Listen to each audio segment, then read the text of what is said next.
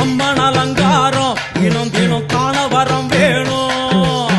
அம்மன் அலங்காரம் தினம் தினம் காண வரம் வேணும்.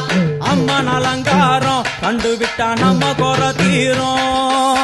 அம்மன் அலங்காரம் கண்டுவிட்டா நம்ம குறை தீரும். அம்மனுக்கு விரதம் ஆதி முதல் இன்று வரை வழக்கம். அம்மனுக்கு விரதம் ஆதி முதல் இன்று வரை வழக்கம். சமயபுரத்தில் நம்மை வாழ வைக்க